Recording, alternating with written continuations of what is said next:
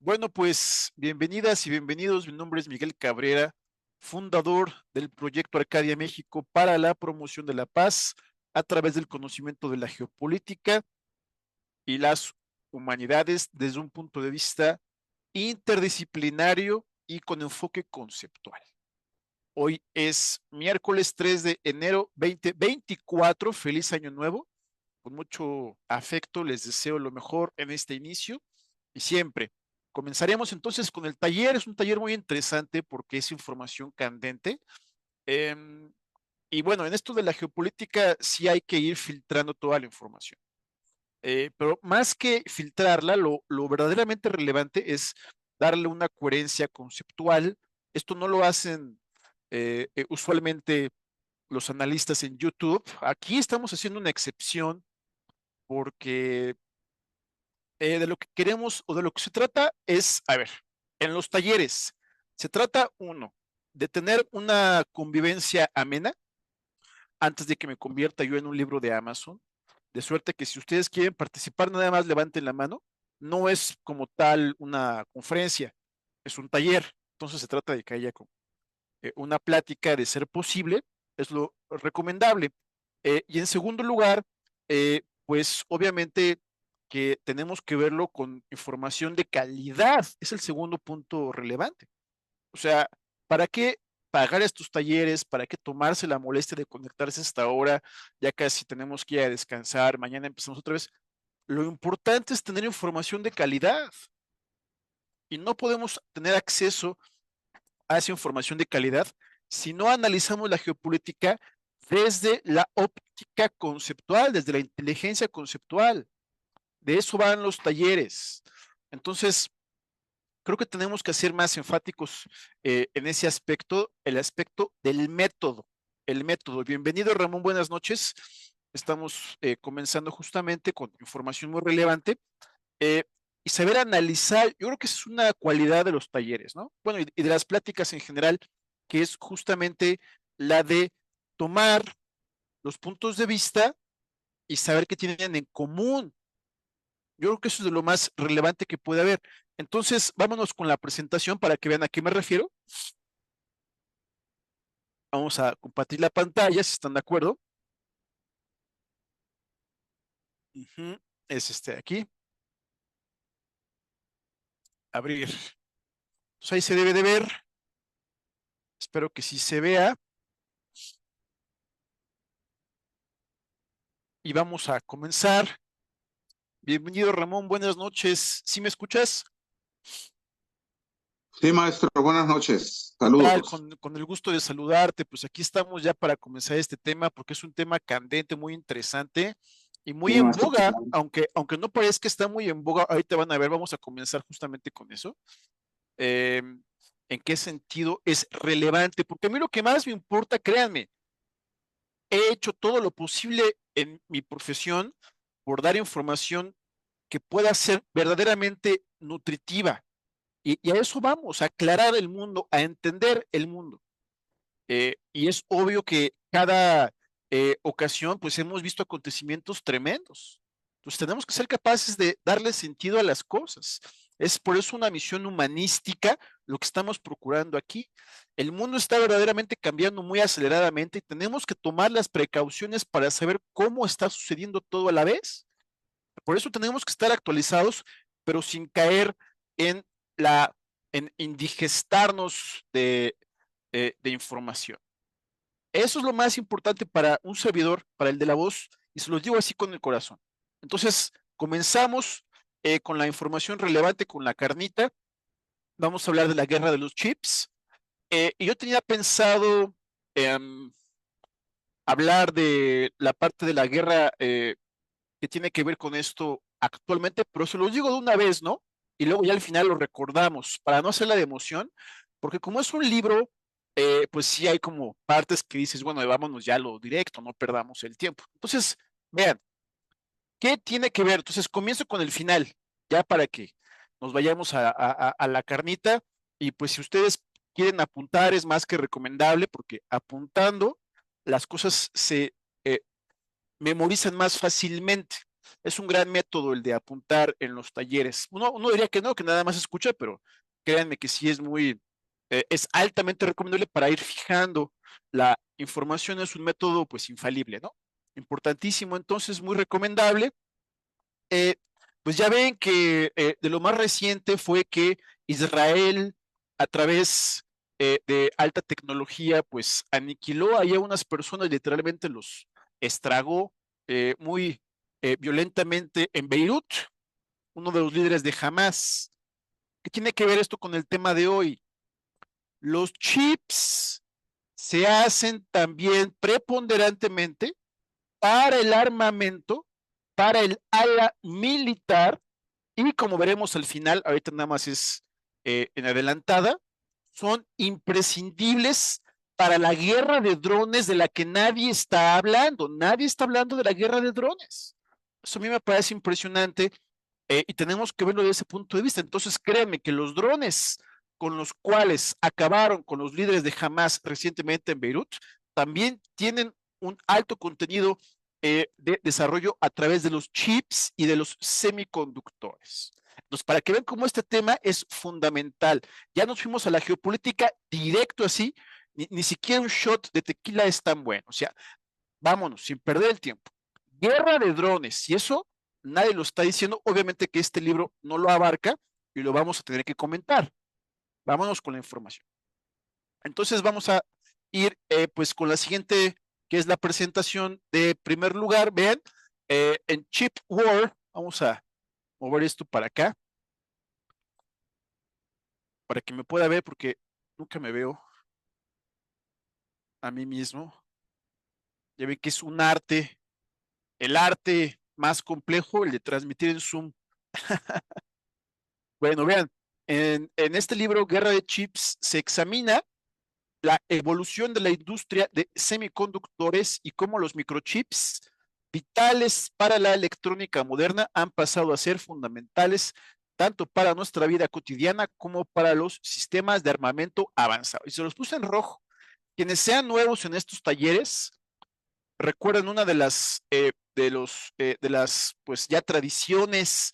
Lo que está en rojo en los PDF es la información que encontramos que es la más relevante a nivel geopolítico. Entonces aquí está la cuestión, el quid del asunto. Pues son varios, pero este es más importante a nivel geopolítico. Es para los sistemas de armamento avanzados. No es únicamente para los celulares. O sea, vámonos ya a lo serio. Los semiconductores, que son elementos esenciales para dirigir la corriente eléctrica, se han convertido en componentes clave en la era digital, destacando su importancia estratégica y su papel en el poder geopolítico. Y sí quiero ser muy enfático en eso. Este es un tema muy importante y muy relevante, amigas y amigos. No tengo palabras para describir lo importante que es y cómo me gustaría que más personas supieran de los chips y su importancia militar en función de los acontecimientos actuales.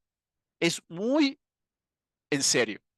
El libro detalla el origen de la industria de chips en Estados Unidos cuando, tras la Segunda Guerra Mundial, el ascenso de Japón como competidor en este rubro en la década de 1960, la innovación de las empresas taiwanesas como TSMC en el modelo de fundición, así se llama, y el surgimiento de China como un nuevo rival geopolítico en la competencia global de semiconductores en el siglo XXI. Estos desarrollos subrayan la interconexión entre la tecnología y la geopolítica. Entonces, aquí ya hay muchísimo que comentar. En primer lugar, vean, el ámbito de la tecnología. Recuerden que en las matemáticas geopolíticas no puede haber desarrollo de un país sin tecnología. Eso incluso lo teorizó bastante Joseph Schumpeter, el economista célebre Joseph Schumpeter. Entonces, la variable tecnología es importantísima. Bueno, eso para comenzar. Y luego lo segundo relevante, pues es que todos estos contenidos los vamos comentando con toda la información que tenemos ya de acervo, tanto de los demás talleres como del curso general, para que ustedes se vayan bien consentidos. Quiero que sí haya, pues así, un verdadero avance en la información, que esto pueda llegar a ustedes, porque es muy relevante y a mí sí me preocupa que pasen los años y cada vez, pues, tenemos que ser capaces de acabar con la desinformación geopolítica para acostumbrarnos a lo más relevante. Si no, nos vamos a desinformar con exceso de información. Bueno, entonces Chris Miller es profesor asociado de Historia Internacional, vean, profesor de Historia de la Economía, en la Fletcher School of Law and Diplomacy de la Universidad de Tufts, y eh, pues tiene ahí una asiento, como se dice, en la Jen Kirkpatrick Visiting Fellow en el American Enterprise Institute. Su investigación histórica se centra en cambios clave en tecnología, política internacional y economía, temas que ha explorado en 4 libros. Su obra más reciente, esta de los chips, es relevante. También ha publicado varios artículos académicos sobre políticas económicas rusas y relaciones ruso-chinas. En The Fletcher School enseña sobre relaciones entre Estados Unidos y Rusia, política exterior rusa y la historia de las relaciones exteriores de Estados Unidos. Entonces fue un descubrimiento, ya ven que luego cada vez, bueno, de repente uno hace ahí descubrimientos interesantes, ¿no? Entonces, este señor, pues sí fue un gran descubrimiento, y aquí me gustó tanto el libro que les puse los otros que ha escrito. Vean, tiene otros libros muy buenos. Este PDF exclusivo se los voy a enviar a través de los medios conocidos. ¿Y cuál fue el que más me gustó de todos estos, como para después que lo veamos con más calma? Este de acá. Seremos los maestros. We shall be masters. El giro de Rusia a Asia Oriental, desde Pedro el Grande hasta Putin. Ya ven que es un tema que hemos eh, pues investigado mucho aquí en los talleres. El pivote de Rusia hacia el lejano pues orbe asiático, ya saben, Vladivostok y todo esto, y su infraestructura que está todo un tema que ahorita si cada vez abro sus subtemas, pues me la voy a pasar aquí hablando un ratote, entonces, ¿no? Qué flojera, vámonos a lo importante, pero ese sí, márquenlo, creo yo que se vale mucho la pena. Bueno, todos valen la pena, ¿no? Pero para que vean el perfil del escritor. Bueno, entonces vámonos a la siguiente diapositiva. Después de la Segunda Guerra Mundial, un pequeño pero visionario grupo de ingenieros y empresarios en los Estados Unidos vislumbró el potencial revolucionario de los semiconductores, sentando las bases de lo que sería una próspera industria de chips. Esta anticipación resultó ser crucial a medida que se desarrollaba la Guerra Fría en las décadas de 1940 y 50, marcando una demanda sin precedentes de nuevas tecnologías por parte del ejército estadounidense. Entonces estamos después de la Segunda Guerra Mundial. Si alguien por ahí tiene el micrófono abierto. Sí, Pati, ¿quieres comentar algo? ¿O nada más fue un error? Bueno, entonces seguimos. Seguimos. Vean, el telón de fondo de la Guerra Fría proporcionó el impulso crucial para la emergencia de la industria de semiconductores, según Chris Miller. Estamos en la Guerra Fría, con Estados Unidos y la Unión Soviética emergiendo como superpotencias geopolíticas y militares. El periodo posterior a la Segunda Guerra Mundial se caracterizó por una intensa competencia ideológica, económica y política que duraría medio siglo. La necesidad de los Estados Unidos de tecnología de precisión para bombas, misiles y satélites fue lo que impulsó la demanda militar de poder informático. Y aquí vean, les puse una foto. A la izquierda se ve pues más o menos cómo hay personajes ahí trabajando en las computadoras, estamos en la Guerra Fría, y me gustó porque vean, ahí se ve a Wernher von Braun a la izquierda, que él fue un nazi, un científico nazi. Ya ven que esto no lo menciona el libro, pero pues ya ven, es de nuestro acervo. Ya ven que los científicos alemanes, bueno, no sé si ustedes lo sepan, pero si no, aquí lo digo, la operación que en ese momento era secreta, llamada Operación Papercut, fue la operación por la cual los científicos nazis llegaron a Estados Unidos para desarrollar el programa espacial, trabajando en los cohetes de Estados Unidos. Y este señor, Bernhard von Braun, pues es un científico que fue nazi, pero que luego se fue a refugiar a Estados Unidos. En su momento esto era súper secreto. Y un poco de ello lo vemos en la película más reciente. Yo aquí ya recomendando películas, no sé si ustedes vieron la más reciente de Indiana Jones, eh, que lo reconstruyen al personaje con inteligencia artificial, pues ahí se ve justamente eso, ¿no? Bueno, es que esa película de Indiana Jones me gustó bastante. Bueno, vean, Miller argumenta que la Guerra Fría no fue solo el motivo detrás de la inversión masiva del ejército de Estados Unidos en tecnología nueva después de la Segunda Guerra Mundial, sino que también hubo otros factores influyentes. Los avances tecnológicos en la guerra demostraron la importancia estratégica de la superioridad tecnológica, lo que llevó a un impulso constante por innovaciones, incluyendo armamento avanzado, sistemas de comunicación y equipos de vigilancia. Adicionalmente, factores industriales y económicos como la significativa función de la industria de defensa en la economía de posguerra. Vean, la industria de defensa como factor económico, proporcionaron empleos y estímulos económicos, motivando una inversión continua en investigación y desarrollo de defensa. Dice Manuel, constructor de los misiles B-2 con que bombardearon Londres. Así es, ven que es un tema muy interesante y da para muchísimo. Y bueno, pues ahí tiene que ver la CIA, ¿no? Con su operación Papercut. Ahorita pues eso ya se sabe.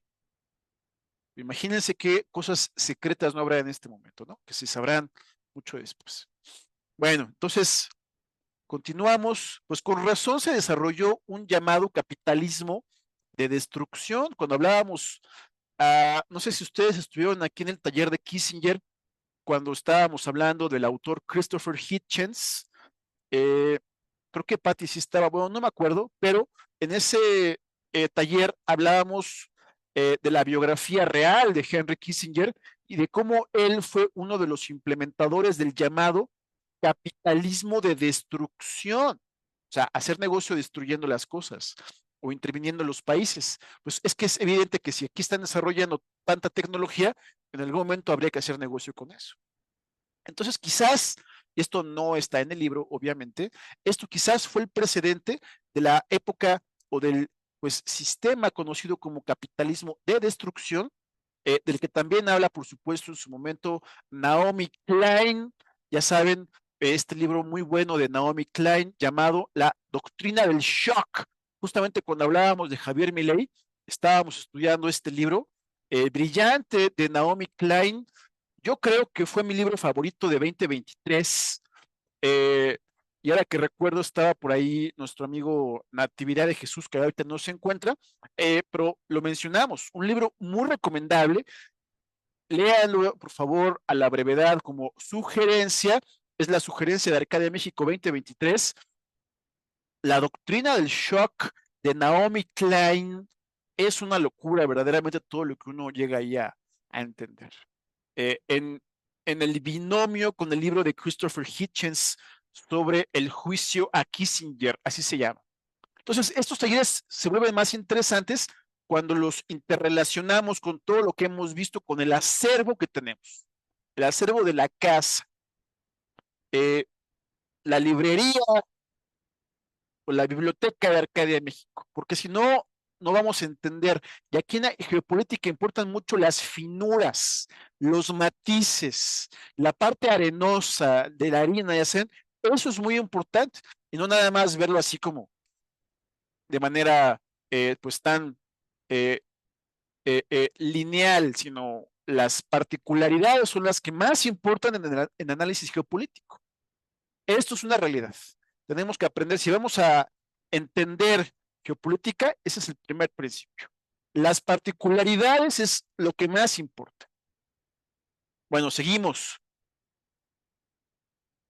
En la década de 1940, William Shockley, trabajando en Bell Labs, logró un hito con la creación del transistor, una invención que permitiría regular y amplificar el flujo de electricidad en los circuitos electrónicos utilizando contactos metálicos con semiconductores. Aquí vamos a entender entonces de manera muy esencial qué es un semiconductor. En el amplio panorama histórico que Miller describe, se reconoce que los semiconductores han desencadenado una revolución en el campo de la electrónica. Estos materiales son materiales eh, estos materiales únicos poseen una conductividad eléctrica que oscila entre la de los conductores, que permiten el flujo de electrones con poca resistencia, y los aislantes que lo impiden. Entonces están ahí los tres rubros: conductores, semiconductores y aislantes de el flujo de electrones. Dada su capacidad para manipular el flujo de corriente eléctrica, los semiconductores se han convertido en componentes cruciales en la electrónica.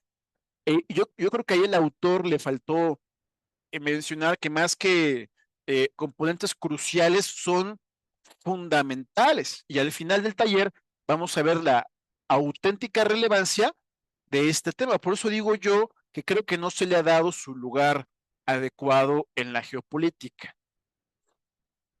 El transistor se convirtió, o sea, sí está bien que los hutis estén ahorita de moda, pero este tema es lo que está determinando que las guerras avancen o retrocedan. Vamos a regresar a ese punto con el que iniciamos. El transistor se convirtió en un elemento clave superando a los tubos de vacío. Vean qué interesante, que habían sido componentes electrónicos esenciales en el hardware militar. A diferencia de los tubos de vacío, que eran grandes, propensos a fallos y físicamente voluminosos, los transistores eran más pequeños, ligeros, eficientes y duraderos, marcando un avance significativo, especialmente en contextos militares. Entonces, todo esto viene a sustituir a los tubos de vacío, pues para que haya mayor flujo, ¿no?, de energía, obviamente.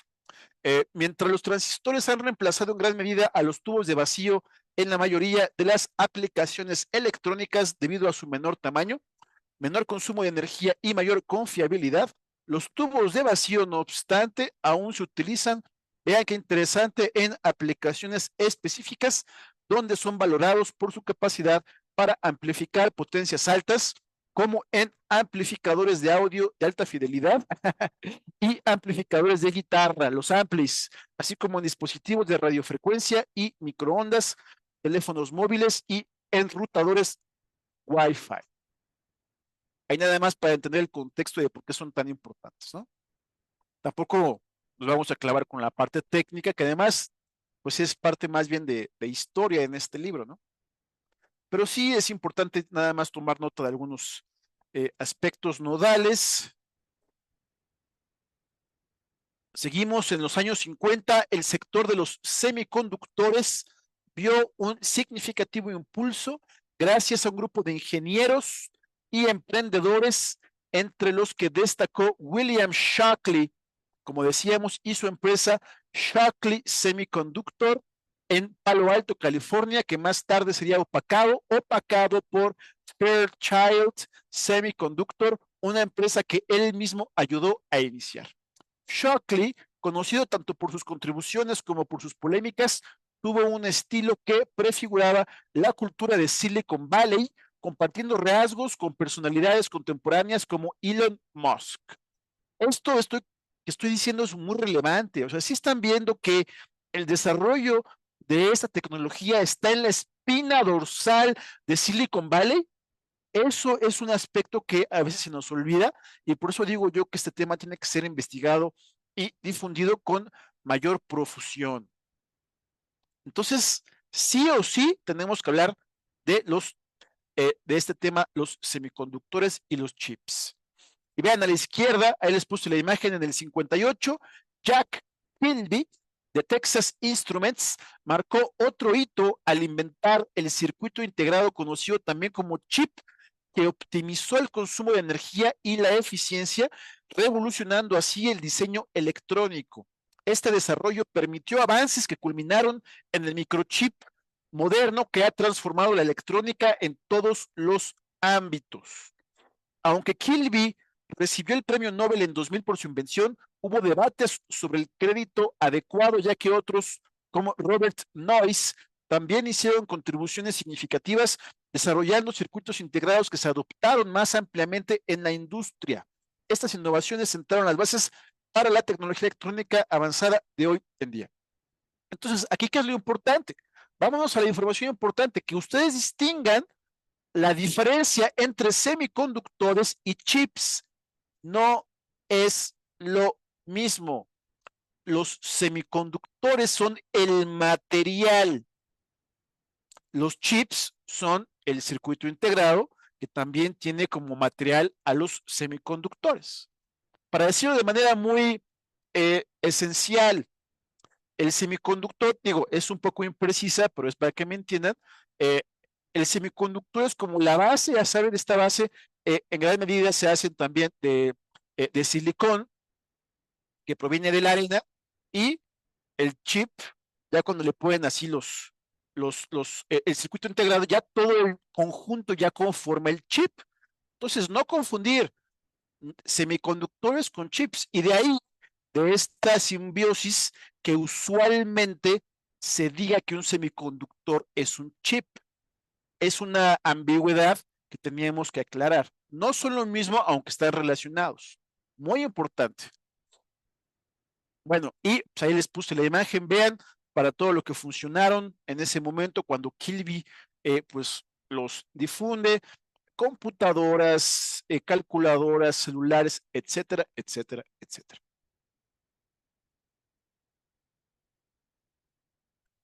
Proseguimos. En la era de la Guerra Fría, el entorno era propicio para los pioneros de los semiconductores en Estados Unidos, especialmente con la carrera espacial en auge y el gobierno estadounidense decidido a superar a los soviéticos en tecnología y exploración espacial. Fairchild Semiconductor se convirtió en un proveedor clave para la NASA. Estamos en la parte militar, suministrando chips para sistemas de guía y satélites. Durante este tiempo, Texas Instruments, vean las empresas, tomen nota, comercializó sus chips con el ejército de Estados Unidos para sistemas de misiles guiados.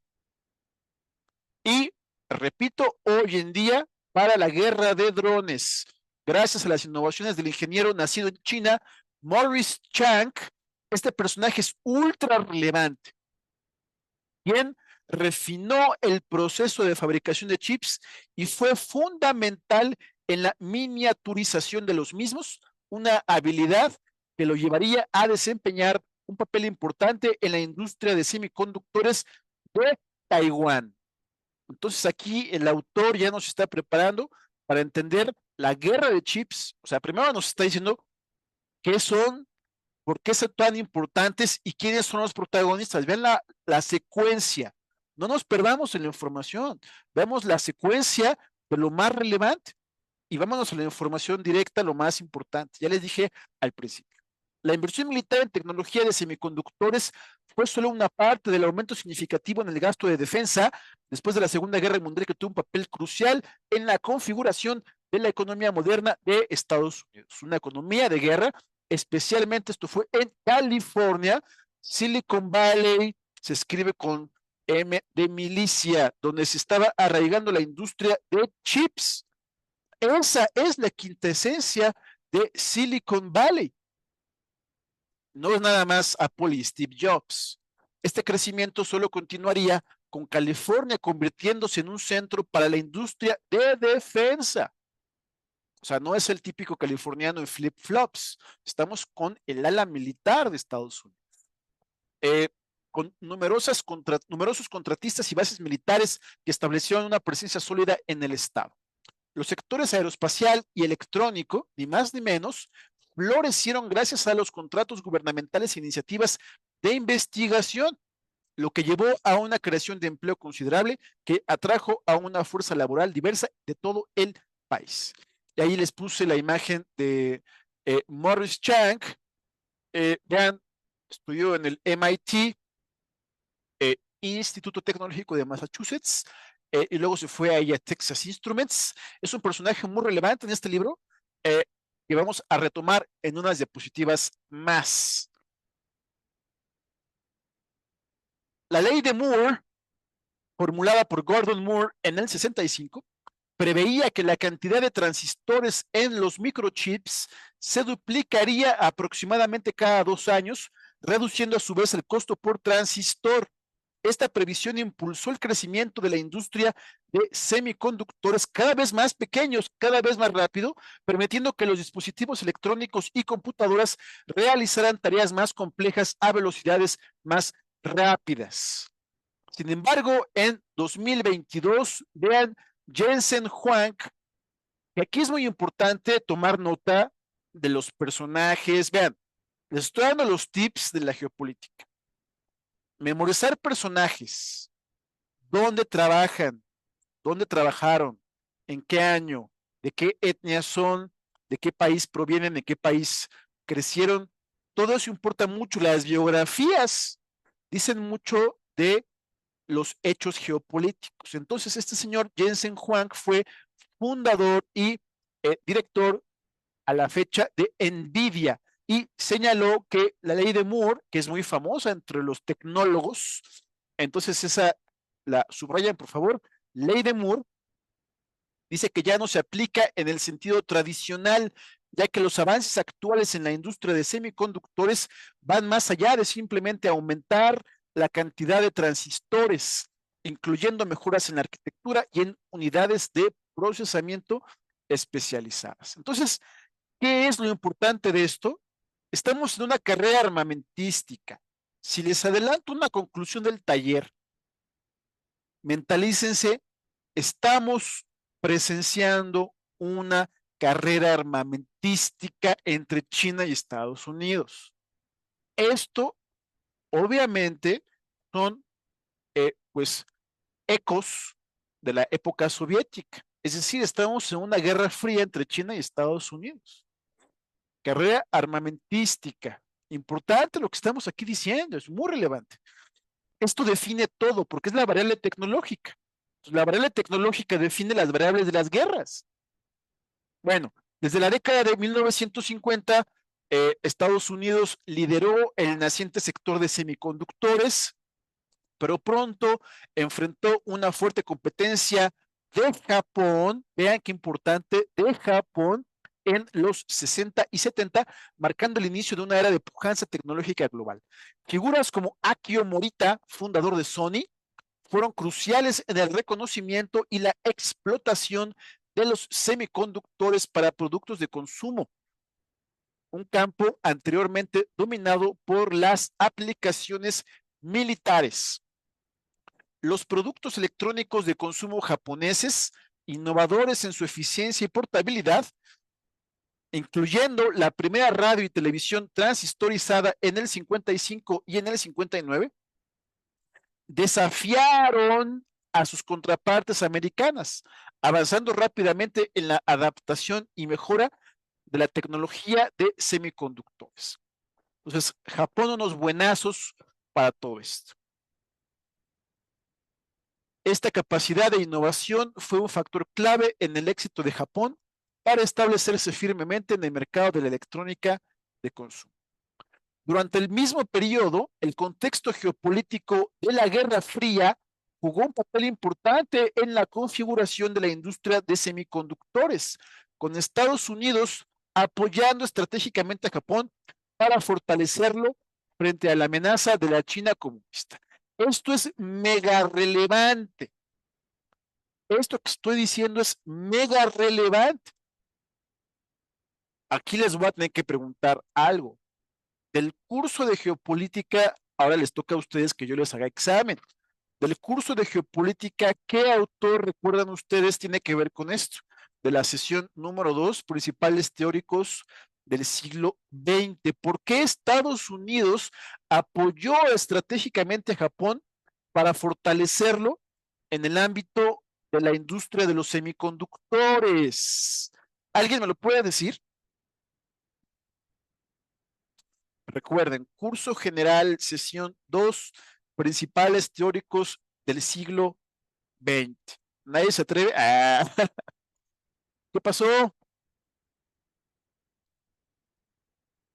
¿Nadie? Bueno, era para ponerlos a pensar. Pero recuerden que yo les voy a hacer examen general ahí en la comunidad, ¿eh? Amenazo con hacer examen. Bueno, esto que estamos aquí haciendo es lo verdaderamente maravilloso eh, de leer estos libros. Los vamos a incorporar a lo que hemos aprendido en el curso. Entonces, repito, durante la Guerra Fría, Estados Unidos apoyó a Japón para que Japón tuviese una robusta esfera de semiconductores. ¿Sí me están escuchando? Eso lo apuntan, lo escriben, por favor. Vean, este respaldo, como parte de una estrategia geopolítica más amplia, ayudó a Japón a convertirse en un contrapeso regional y un competidor económico. La interdependencia de las estrategias políticas y el desarrollo industrial se convirtió en una constante, influyendo en el crecimiento y la dirección de la industria de semiconductores, tanto en Japón como en Estados Unidos, y dejando una impronta que se seguiría explorando en las décadas siguientes. El milagro económico japonés. Entonces, ¿qué estamos entendiendo aquí? Muchísimas cosas en una tajada, ¿no? ¿Por qué se dio el milagro económico japonés? Especialmente desde el final de la Guerra Fría, respuesta rápida, le convino a Estados Unidos. Desde el final de la Guerra Fría hasta finales del siglo XX, se cimentó en una economía orientada a la producción, respaldada por políticas gubernamentales y apoyo estadounidense como el Plan Marshall. Ya ven que no nada más fue para Europa, también fue para Japón. Vean, estas políticas incluyeron orientación a conglomerados empresariales conocidos como Keiretsu, barreras comerciales y manejo de las tasas de cambio que protegían y promovían las campañas japonesas, las compañías japonesas.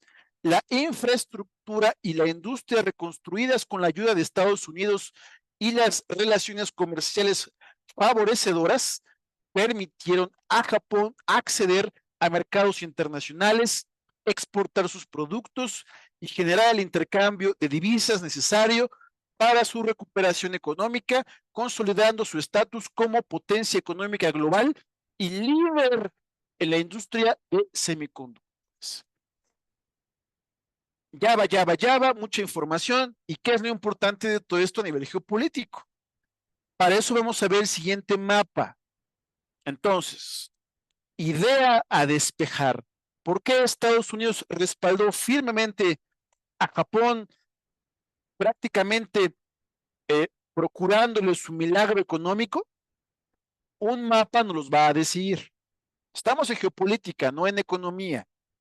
Entonces, para eso voy a acudir al mapa que vimos en la sesión de los teóricos más importantes del siglo XX y recordarán ustedes a Alfred Thayer Mahan, quien en 1900 escribió su tema El problema de Asia.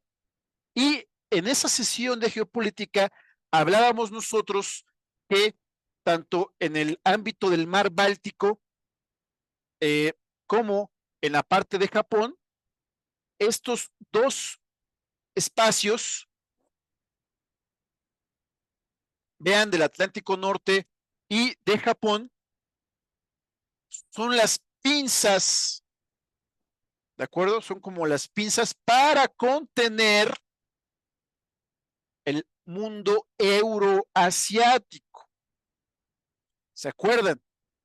Entonces, de ahí derivamos en ese momento la importancia de Japón para las políticas o para la geoestrategia general de Estados Unidos.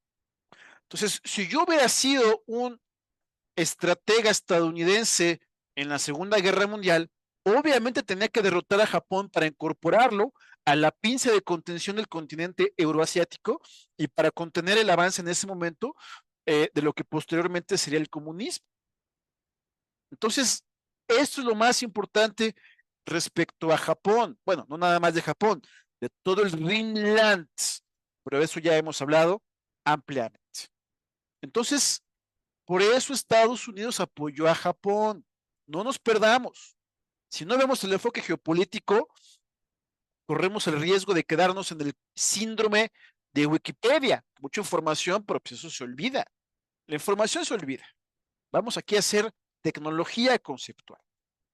Bueno, entonces, por favor, toman el screenshot, lo apuntan para que no se les olvide. Esto que estoy diciendo es muy relevante y seguimos. En este punto, por cierto, yo me acordé mucho de una diapositiva que habíamos visto en otro taller, cuando hablábamos y dimos un taller sobre eh, Norcorea. Norcorea, eh, por supuesto que si ustedes quieren un taller, cada uno pues está a la disposición con un precio asequible, pero vean, en ese momento hablábamos de Corea del Sur y de Corea del Norte, y respecto a Corea del Sur, decíamos que ellos tenían este modelo de apoyos estatales a los emprendedores que se conoció como chaebol. Aquí se los puse. Por favor, tomen nota. Entonces, aquí pues hemos estado haciendo la antología, ¿no? De todos estos proyectos interesantes. Vean, Chaebol, que fue eh, aquí lo pusimos con ayuda del Estado. Corea del Sur promovió la clase empresarial otorgando grandes apoyos económicos a través de un programa conocido como Chaebol. A su vez, las ganancias que generaban las grandes empresas eran reinvertidas en el ciudadano promedio. Este modelo resultó exitoso y pasó a la historia como el milagro económico coreano. Un ejemplo de empresa Chaebol fue Samsung, que hoy en día representa cerca del 20% del PIB de Sur Corea, ni más ni menos. Entonces aquí, ¿por qué lo puse? Porque cuando aquí leí yo sobre los Keiretsu, que fueron, ya ven, conglomerados empresariales respaldados por políticas gubernamentales, pues dije, tenemos que ponerlo a la par. Vamos haciendo la listita de proyectos para ir estudiando. Chaebol en Surcorea, Keiretsu en eh, Japón, y bueno, aquí ya no lo hemos visto, pero también la Unión Soviética tuvo programas afines, planes quinquenales, eh, a través de un sistema que ellos llamaban de doble vía. La doble vía de Unión Soviética, que bueno, es todo un tema, pero es impresionante cómo una cosa lleva a la otra, ¿no? Y tienen en común la cooperación del sistema. O sea, no nos perdamos en si es Keiretsu, quién sabe qué, olvídense de eso. Hay sistemas de cooperación económica que son capaces de dar un éxito social a través de apoyo gubernamental con cooperación híbrida. ¿Sí me estoy explicando? Eso es lo importante, que hay siempre un estado rector. Eso es, obviamente, que en el tiempo preciso, con las circunstancias precisas. Y hay muchos ejemplos. Aquí nada más estoy aquí yo recolectándolos para quizás después hacer un librito y lo publicamos, y ahí nos vamos con unas conferencias muy interesantes para que todo el mundo aprenda. Que también veamos otros ejemplos de éxito económico. Bueno, seguimos. O sea, para contrarrestar las ideas del neoliberalismo que piensan que el Estado no tiene que invertir o intervenir más bien. Porque se está olvidando, ¿no? Ven que decíamos que se está olvidando que ya, cuál fue el legado del neoliberalismo. Créanme, se está olvidando, y las nuevas generaciones pues por lo que veo no lo conocen como pues, yo creo que deberían conocerlo con detalle. Bueno, seguimos. Vean, en la década del 80, el ascenso de Japón en la industria de semiconductores marcó un hito, presentando un reto directo a la hegemonía de Silicon Valley en Estados Unidos. Entonces, primero Estados Unidos ayuda a Japón, Japón se pone las pilas y empieza a competir con Estados Unidos. Bueno, pues estaban ahí los proyectos de Sony, etcétera. Empezaron a hacer sus propios chips de alta calidad. Vean, el gobierno japonés desempeñó un papel central en el fomento de la industria, extendiendo su apoyo más allá de las simples barreras comerciales. La política, vea, es que aquí son políticas industriales. En México, ¿qué política industrial tenemos? La política industrial de Japón, o sea, de alto alcance, pues creo que ahí vamos, ¿no? La política industrial de Japón, pero se puede mucho más. Fue instrumental en el aumento de la participación de sus empresas en el mercado mundial de semiconductores. Vean, con una inversión significativa en investigación y desarrollo, que es I más D, que representó el 26% del gasto nacional para 1977 en comparación con solo el 2% al inicio de la década. Es una cantidad brutal. Vean, 26%. ¿Se acuerdan cuando hablábamos de cuánto invierte Irán? Irán en tecnología. Cerca del 4% del PIB. Y ahorita Irán es una eh, potencia tecnológica tal cual. ¿Cuánto invierte México en el PIB? Eh, Me refiero a la parte de tecnología, ciencia y desarrollo. No llegamos ni al 0.5%, o sea, del 1% no llegamos ni a la mitad. ¿Qué pasó?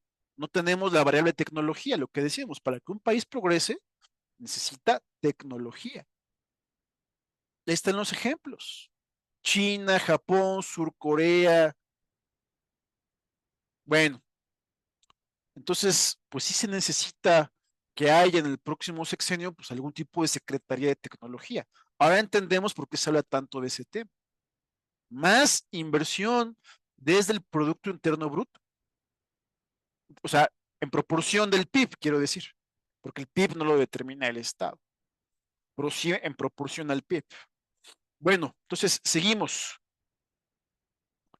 Eh, y bueno, se hicieron estas asociaciones como la Asociación de Investigación Tecnológica Super LSI, una empresa conjunta, vean, una empresa conjunta entre los 6 gigantes informáticos de Japón, que promovió una colaboración, no competencia, colaboración sin precedentes que aceleró la innovación y el desarrollo tecnológico.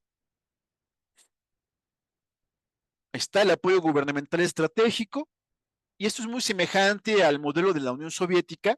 Lo decía en una clase particular hace algunos días, cuando hablábamos de que la Unión Soviética entre 1930 y 1960 tuvo un despegue brutal debido al sistema de cooperación entre las empresas que tenían para maximizar las ganancias sociales y no privatizar las utilidades.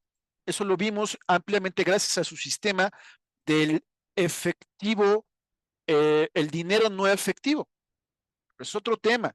Nada más, no me quiero desviar, nada más decir el concepto de dinero no efectivo, que aquí serían como los vales de despensa que aplicó la Unión Soviética entre el 1930 y 1960, les dio un grandioso despegue económico e industrial y tecnológico. Todo un tema. Lo digo para pues, sembrar un poco la semilla de la duda y que luego lo veamos con más calma. ¿Hasta aquí hay alguna pregunta o alguna duda?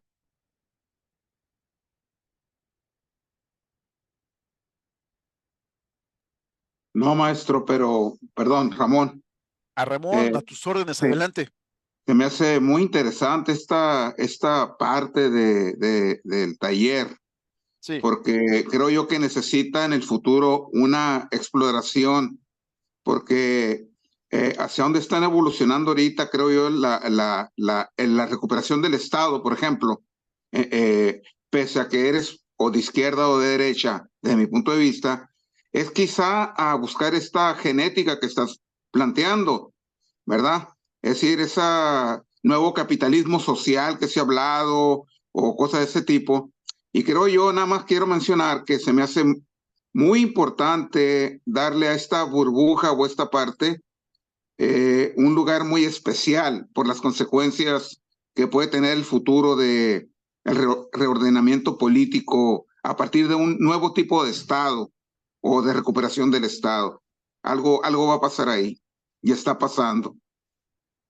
es correcto, Ramón. Yo creo que tú pusiste el acento muy bien, la recuperación del Estado. Entonces, para eso es importante seguir eh, cómo está pasando en Argentina todo lo que está pasando, que es dramático, verdaderamente dramático en Argentina, hasta da pena ajena saber que pues prácticamente le están entregando todo a Estados Unidos, está en remate. Ahí pues surge la pregunta, ¿cómo debe ser la canalización óptima de las políticas de Estado también para no llegar al extremo contrario?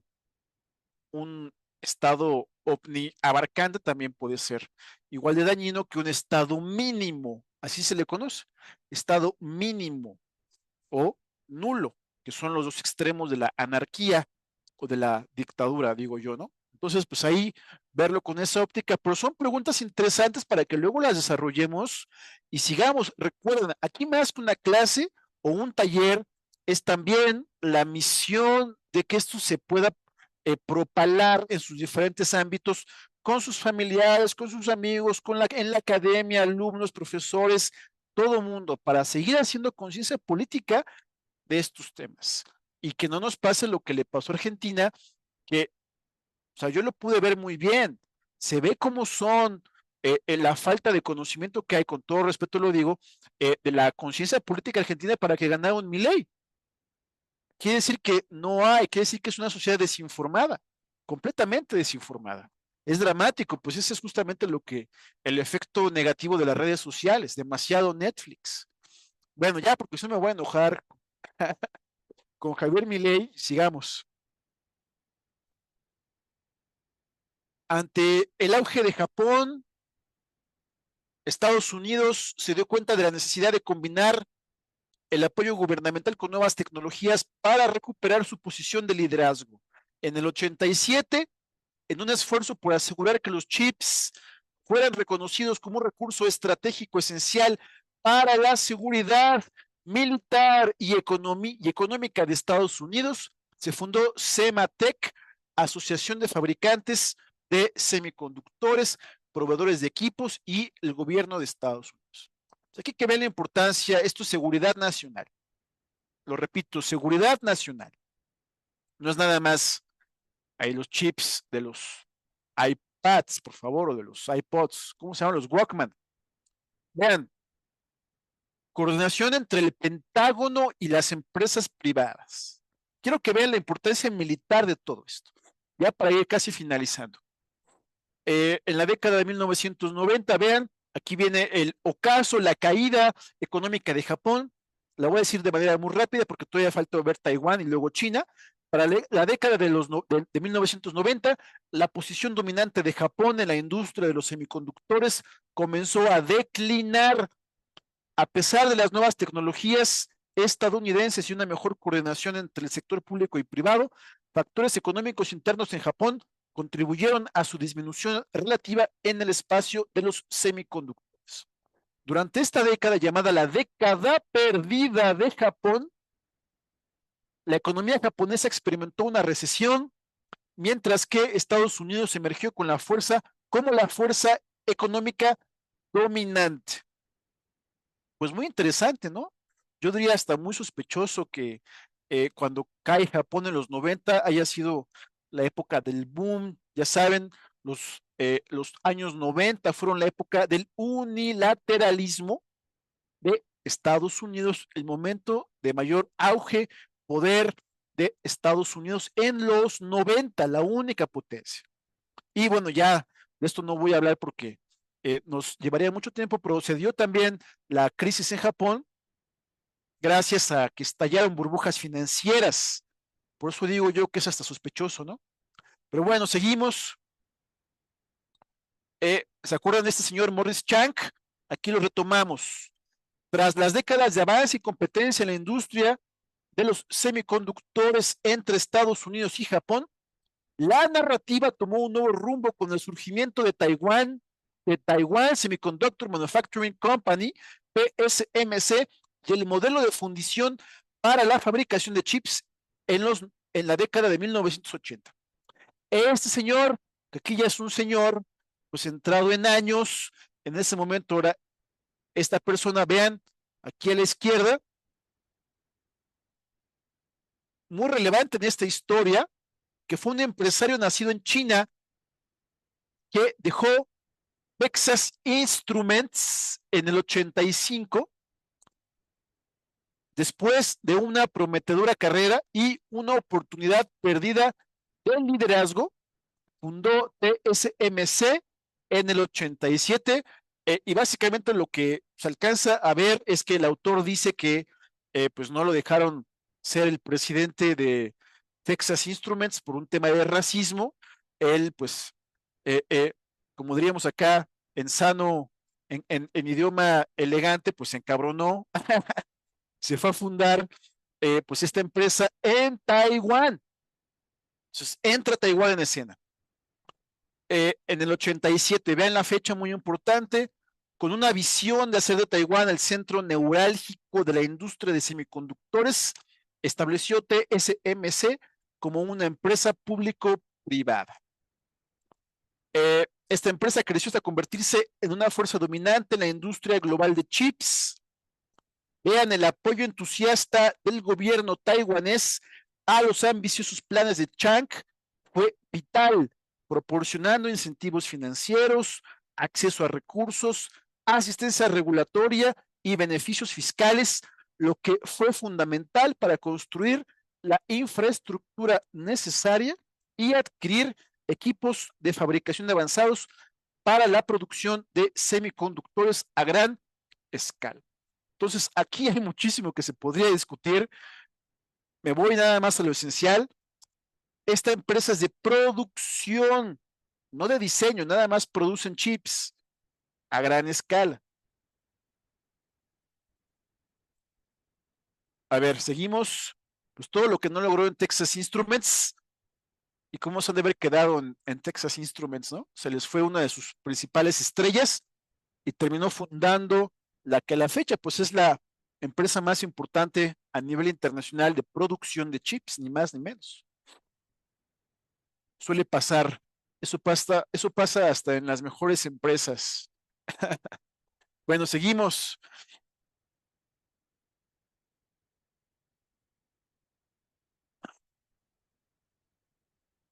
Bueno, pues que invirtieron en instalaciones de chips en Estados Unidos. Vean toda la alianza que hay entre Taiwán y Estados Unidos. En 2022 anunciaron planes de invertir 40,000 millones de dólares en una nueva instalación de fabricación de chips en Arizona, para que entiendan la interrelación que hay entre Taiwán y Estados Unidos. Y también a precisar, aquí aprovecho para decir, Taiwán no es nada más el tema de los chips. Lo dijimos ya en otros momentos, Taiwán también le surte mucho gas a China. Entonces, esa es una razón por la cual es difícil que China invada Taiwán. Pero todo puede suceder. Ya ven que Xi Jinping acaba de decir en sus discursos de Año Nuevo que 2024 va a ser el año de la unificación. Palabras grandes por parte de Xi Jinping. Traducción, está anunciando una posible invasión a Taiwán. No es que vaya a suceder, pero lo están evaluando. Eso sería un tema a seguir y también podría ser motivo de tercera guerra termonuclear. Por eso lo puse para seguirlo estudiando, que sepamos, Taiwán es chips y gas. Seguimos. Ya casi acabamos, ¿eh? Lo que distinguió a TSMC de otras empresas de semiconductores. Fue su papel pionero en el desarrollo del modelo de fundición. A diferencia de empresas que diseñaban y fabricaban sus propios chips, TSMC se especializó, vean esto que estoy diciendo, por favor lo apuntan, se especializó en la producción de diseños de semiconductores creados por terceros, funcionando como un taller de manufactura de alta tecnología. Ese es el gran secreto del éxito de esta empresa de Taiwán, la más importante a nivel mundial en chips. Son los que producen los chips de todas las demás empresas. Entonces, llega una empresa pequeña de chips, le dicen, oye, TSMC, yo no tengo la capacidad que tú tienes para hacer los chips. Por favor, tú lo produces. Esa fue la genialidad de TSMC. Entonces, pues son especialistas en la producción, producen chips eh, baratísimos, eh, en producción a escala, también se conoce como economía a escala. Y vean, aquí les puse un artículo reciente del año pasado, ya hasta Samsung está copiando el modelo de fundición. Interesante, ¿no?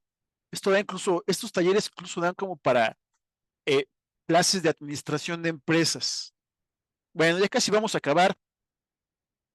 Eh, Después de que el autor explora el desarrollo de la industria de semiconductores en Estados Unidos, Japón y la revolución de TSMC en Taiwán, el foco se desplaza hacia el creciente papel de China en el ámbito global de los semiconductores. Ya para ir en la recta final del taller.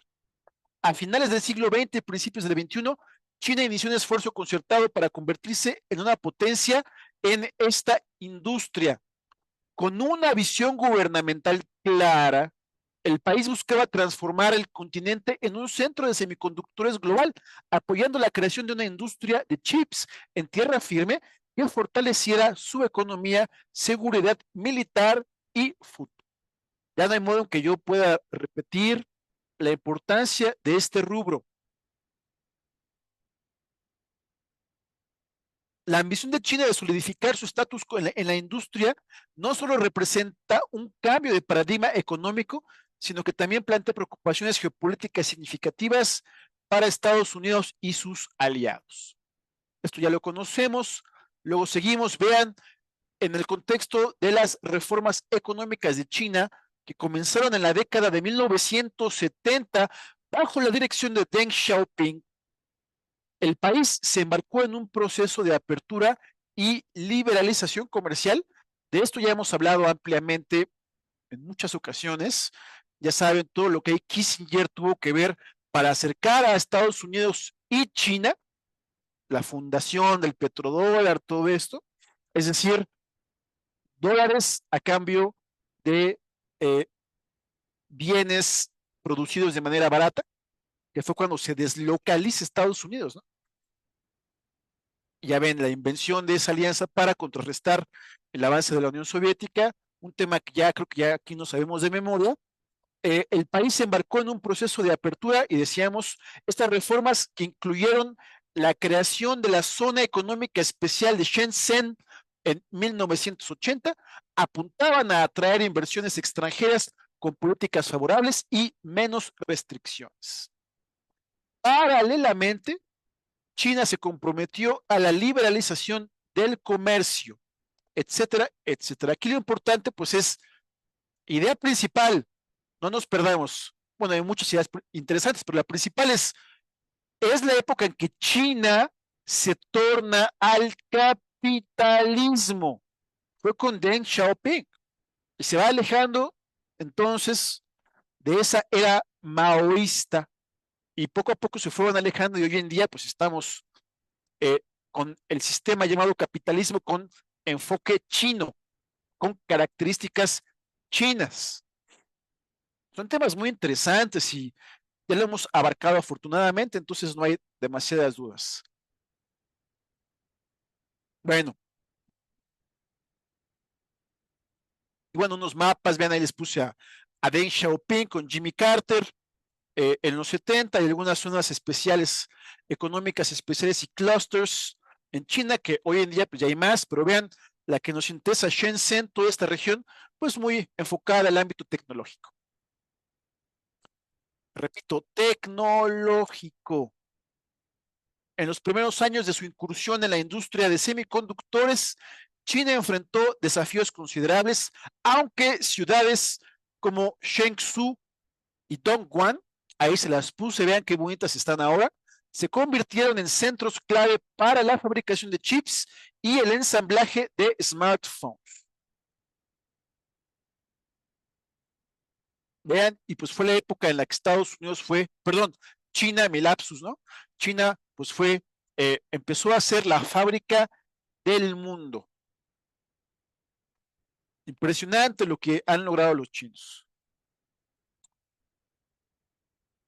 La dirección china, liderada por el secretario general Xi Jinping, ha reconocido que el futuro de la nación en términos económicos, militares y de seguridad depende críticamente del desarrollo de una industria propia de semiconductores de alto valor, ni más ni menos. Con esta visión, a partir de la década de 2010, China ha destinado ingentes cantidades de capital en su sector tecnológico, impulsando tanto a inversores privados como a empresas estatales a invertir y a mover el eje de la innovación tecnológica hacia el mundo asiático. Estos esfuerzos de China han encontrado obstáculos significativos como las sanciones impuestas por Estados Unidos y sus aliados, limitando el acceso a la tecnología y equipos avanzados y buscando contener la expansión de China en la fabricación de semiconductores mediante la coordinación de controles de exportación y restricciones tecnológicas. Y ya saben que ahí, pues Trump comenzó la guerra comercial con China en 2016. De aquí, bueno, un poco una infografía para ir amarrando los conceptos. Vean aquí del lado de Estados Unidos y entender la diferencia, y con eso ya vamos a acabar, entender la diferencia porque hay una guerra entre ambos países. Las características, lo más importante. Entonces aquí las leyes de chips y ciencia firmadas por el Congreso en 2022 para empatarse con China.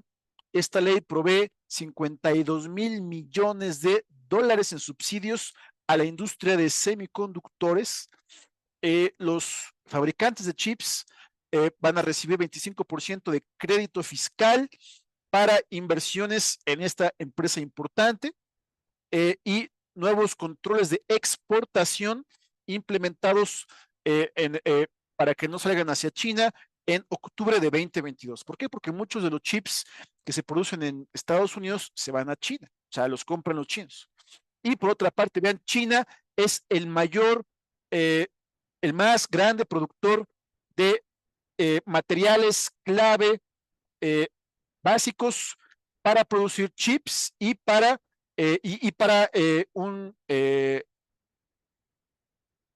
número grande de consumidores de chips.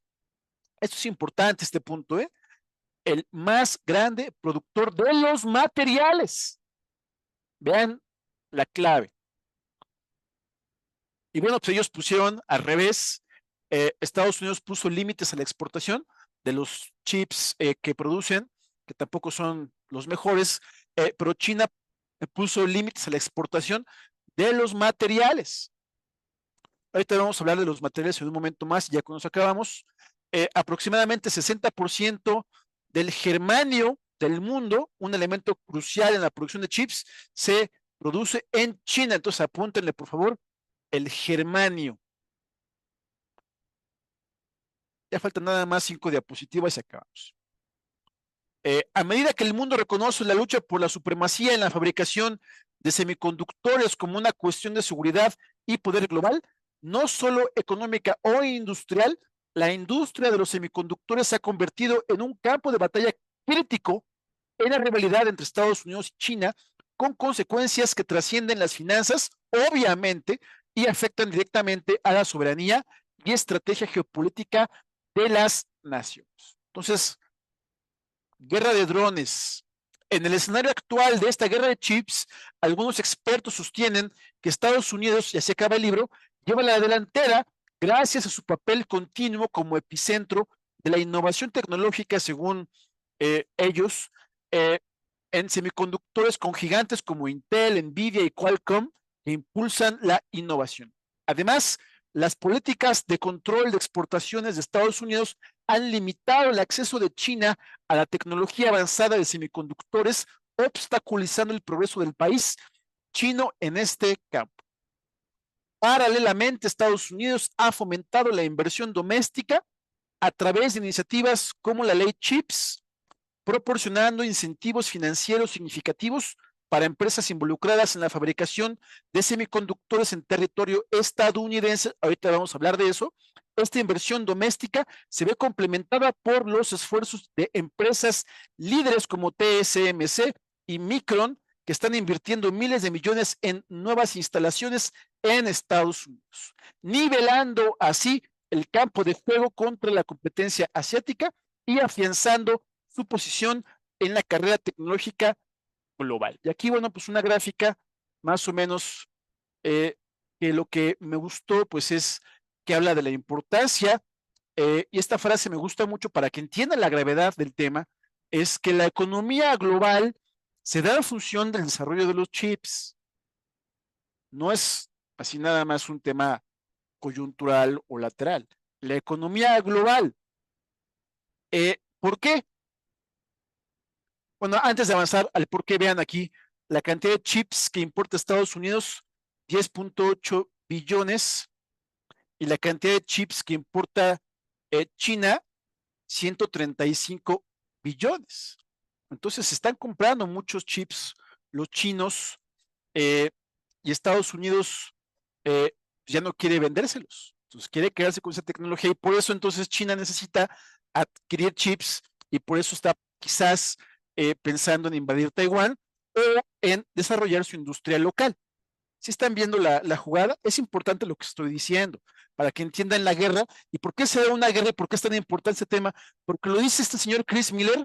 No, porque la economía depende de la fabricación de los chips. Vean, ahí está el ámbito de por qué hubo pues escasez en el ámbito de la fabricación de autos que también se hacen ya todos con chips. Los autos, la economía, los drones, el aspecto militar, es un tema muy relevante. Y ya para finalizar, aquí, bueno, yo es un tema que ya he tratado en otros aspectos y con eso acabamos. A ver, vamos a ver cómo vamos por acá. Este artículo lo comenté porque a nivel geoestratégico sí, el libro está muy bien, eh, le faltan algunos aspectos, es un gran analista, un gran escritor, pero obviamente que no tiene el enfoque de geopolítica, nada más se va a historia de la economía, un poquito, una raya de geopolítica, porque no es teórico. Y aquí lo vamos a complementar. Vean, esto yo lo escribí en 2022, porque nadie conoce cuál es la alianza Chip 4. Se los voy a pasar el enlace para que ustedes lo lean. ¿Qué es lo importante de todo esto? No lo voy a leer todo. Aquí nada más como a través del nearshoring, regionalización, que también ahora le llaman friendshoring, de amigo, friendshoring. Entonces, a partir, les voy a decir así ya la fórmula.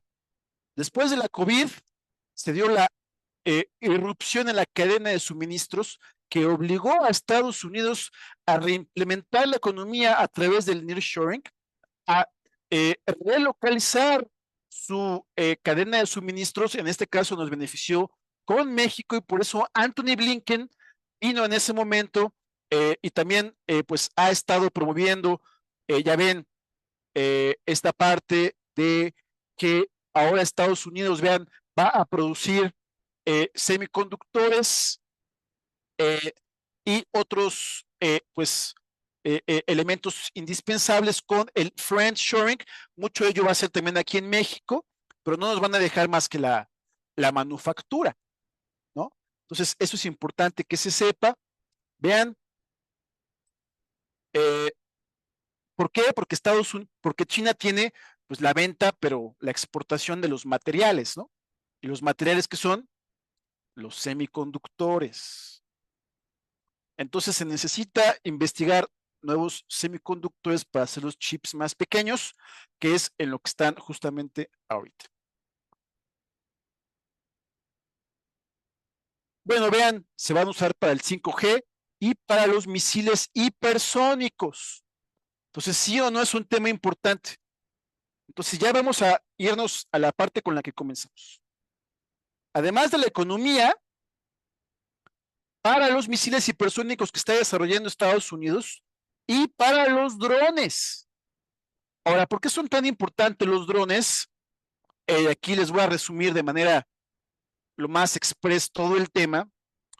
Eh, Hubo algunas guerras, particularmente en África, en Libia, en las que Rusia perdió la guerra o estuvo perdiendo en ese momento con Libia, en la época, bueno, a la fecha siguen, pero ya no con la misma intensidad del general Haftar, así se llama Haftar. Rusia iba ganando, como era de esperarse, y apareció en el mapa un elemento que nadie vio venir, los drones turcos, que le empezaron a ganar al ejército y a las fuerzas mercenarias de Wagner en Libia. Wagner es Rusia. Entonces nadie vio venir que estos drones turcos le ganaron a los rusos. Básicamente los hicieron papilla. Y ahora que fue lo de Ucrania, Ucrania le compró a Turquía drones como con los que ganó en África. ¿Y qué fue lo que pasó ahí? Otro elemento, surgieron los drones persas, los drones iraníes que compró Rusia. Entonces hubo una guerra de drones en Ucrania, los drones turcos contra los drones persas. Aparentemente los drones persas resultaron eh, pues más exitosos y fue justamente por eso lo yo de una guerra de drones. Entonces no hay que ser genios para entender que lo que está pasando ahorita con el ámbito de Palestina, pues es obviamente están poniendo a prueba los drones de Israel y para eso se vuelve importantísimo que Estados Unidos tenga el control de, del ámbito de los chips que tienen estos drones y también del litio. El litio es para los chips que usan las computadoras de todo tipo de arsenal militar. Entonces ya vemos la lista verdaderamente, es muy compleja y aquí lo estamos resumiendo, la economía, los misiles hipersónicos y los drones que están definiendo los cursos de las guerras en África contra Wagner, en Ucrania y vamos a ver qué pasa ahora en el ámbito de Palestina, que hay una guerra entre Israel e Irán para ver quién tiene mejor drones. Ya ven que lo vimos en un taller como Irán desarrolló un dron justamente especialmente diseñado para destruir puertos importantes de Israel, como el puerto de Haifa. El puerto de Haifa, así se llama. Es un puerto importante en la infraestructura que quiere consolidar Israel para conectar a través de la región hacia el mar Mediterráneo. Lo vimos ya muchas veces. Pero ¿por qué lo mencionó desde ese punto de vista? Para que vean cómo todo está perfectamente interconectado. Entonces, no es un tema nada más de celulares. Es que aquí en México así se maneja el ámbito del litio. El litio es un semiconductor, bueno, se usa como material de semiconducción para hacer chips. Una vez que ya entendimos cuál es la diferencia entre chips y semiconductores. Y con eso vamos a acabar. Bueno, entonces, justamente porque es altamente relevante a nivel militar, se hizo esta alianza que nadie conoce, que es Chip 4. Aquí los puse muy rápidamente. ¿Dónde está?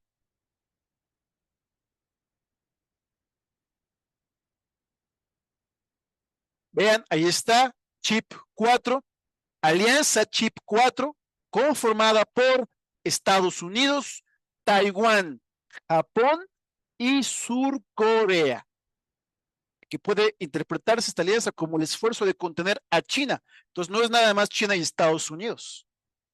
¿Y por qué es importante esta alianza Chip 4? es en consonancia con las demás alianzas que tiene Estados Unidos. Piensen ustedes en el Quad famoso, que está constituido por Australia, India, Japón y Estados Unidos, y que complementa al AUKUS, otra alianza que es Australia, eh, United Kingdom, Reino Unido, y me falta una, ¿verdad? Ahí tengo, checamos cuál es. AUKUS. ¿Cuál es la que me falta ahí en AUKUS? Australia, United Kingdom. Ahorita lo buscamos.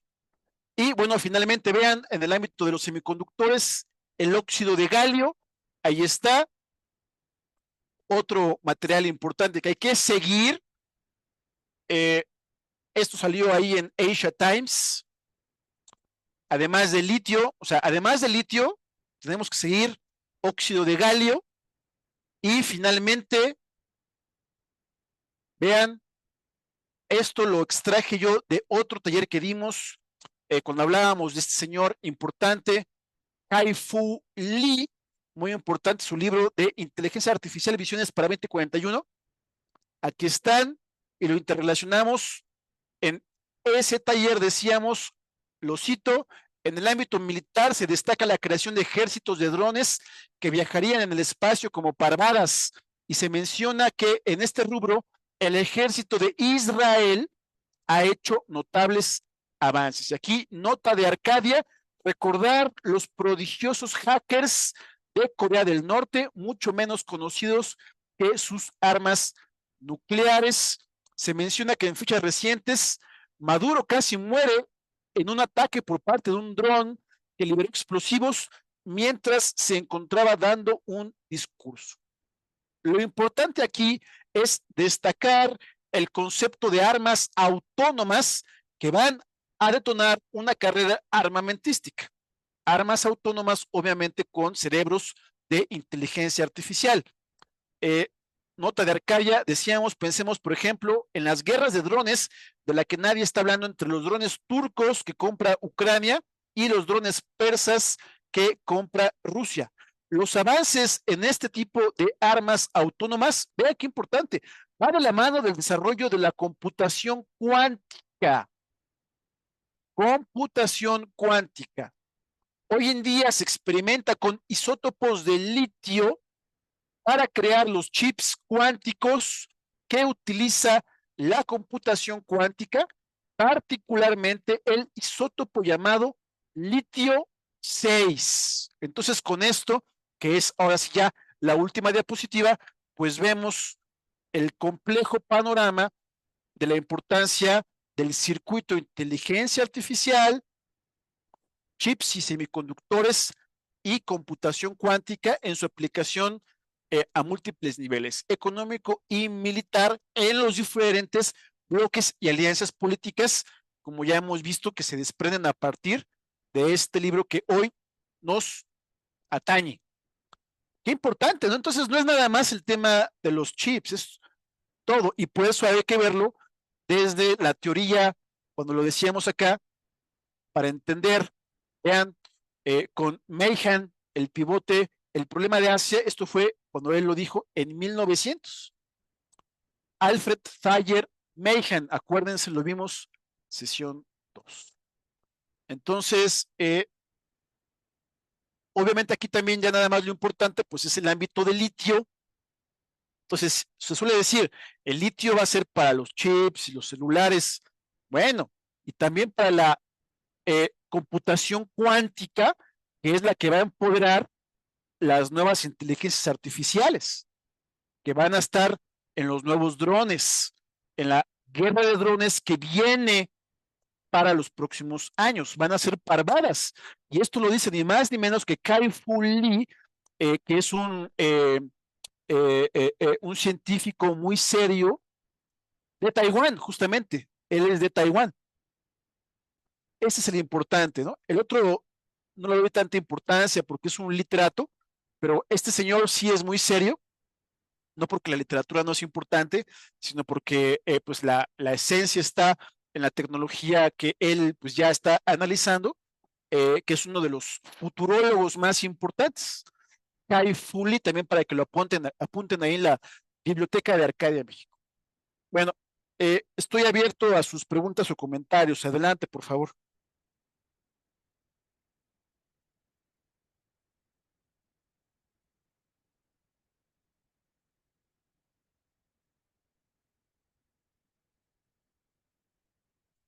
Sí, Manuel, adelante.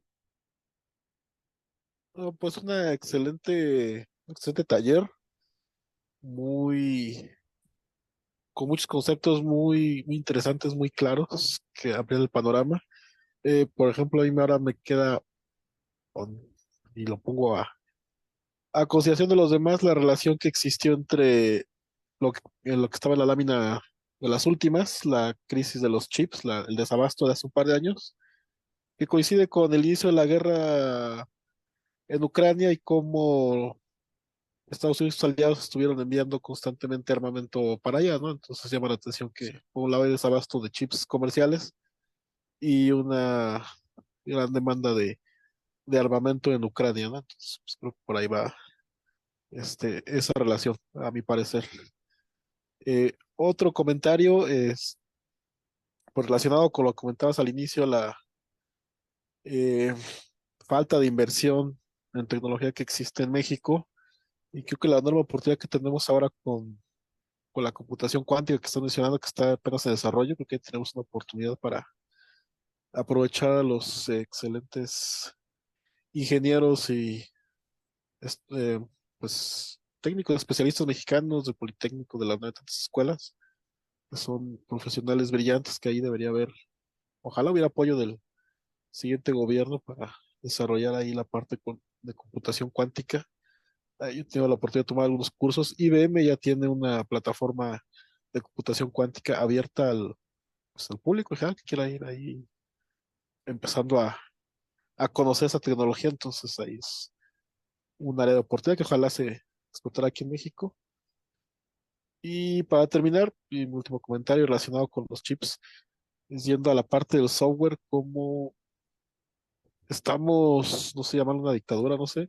El único proveedor de sistemas operativos y herramientas para el trabajo, pues es Estados Unidos, ¿no? Realmente Microsoft. Entonces, finalmente, ellos son los que están, o nuestros negocios están en sus manos, ¿no? No importa si tono, qué industria, al final todos usamos la misma herramienta del mismo proveedor, entonces, otra área de oportunidad para desarrollar nuestras propias tecnologías, nuestras propias herramientas, ¿no? Alguna vez veía un meme donde decía, la economía mundial, la base es un Excel, ¿no? Entonces, es gracioso, pero al final es significativo que pues sí, ¿no? Todo nuestro sistema productivo económico pasa por una herramienta de una sola empresa de un solo país. Y cosas para reflexionar. Y ya con eso Sí, termino.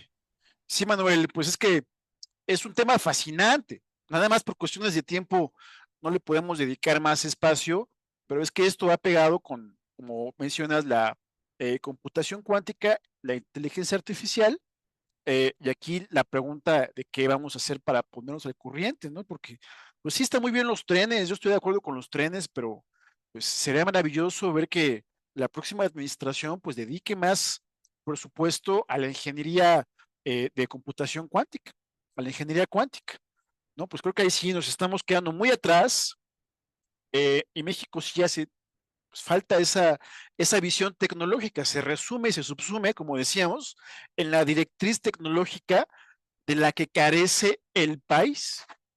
Pero bueno, ahí están los ejemplos y obviamente que ahí pues también está en juego el ámbito de quién va a tener la mejor inteligencia artificial, y por lo tanto, quién va a tener, yo lo también acabaría con esa parte, quién va a tener el mejor dron. O sea, es que esto es para lo que viene. Esto va a abrir la puerta a los chips, a la lucha por tener el mejor dron. Ya no van a haber aviones piloteados por seres humanos, ya todo va a ser con drones, y quien tenga la mejor inteligencia artificial va a tener el mejor dron. Y ya se están poniendo a prueba. O sea, lo que estamos viendo ahorita con lo que vimos de Maduro, con lo que vimos de Soleimani, ¿se acuerdan de Soleimani? El general Qasem Soleimani, líder persa que murió justamente por un dronazo, y el más reciente líder de Hamas. Se están poniendo a prueba la tecnología de los drones. Hay una guerra de drones que está iniciando, que no estamos sabiendo observar, y mucho tiene que ver con quién logre tener el más óptimo de los chips y los materiales miríficos para su desarrollo, el litio y el óxido de galio, como menciono en el otro artículo. Todo va interrelacionado, obviamente que ahí están las alianzas, pero sí comparto contigo la interrogante y pues tenemos que difundir el conocimiento y pues quizás en otro taller hablar de lo que viene con la computación cuántica. Un poco ya lo hemos visto con eh, Yuval Noah Harari, pero él está más enfocado al desarrollo del cyborg, que no es ciencia ficción, es lo que ya viene en sus libros que vimos de Homo Deus y Sapiens, lo vimos también en un taller. O sea, viene la integración del hombre con la máquina en la próxima década. Ya ven que ahí Elon Musk está desarrollando Neuralink, que es pues esto de implantar chips en el cerebro, y ya nada más la agrupación AUKUS, se los confirmo, es Australia, United Kingdom, Gran Bretaña y Reino Unido. A de Australia, UK de Reino Unido y US de Estados Unidos. Para que vean cómo ahí tiene que ver con el chip 4 y el Quad para contener el orbe euroasiático. ¿Alguien más quiere comentar algo antes de finalizar? ¿Alguna duda, comentario, regaño, observación, vituperio?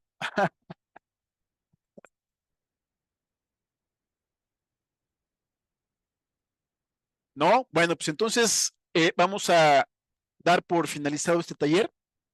Les voy a enviar mañana la grabación y este PDF exclusivo, y pues que se nos quede de tarea, nada más como conclusión, reflexionar sobre el ámbito de la tecnología en México, que no tenemos, hasta donde sea posible, pues sentar las bases.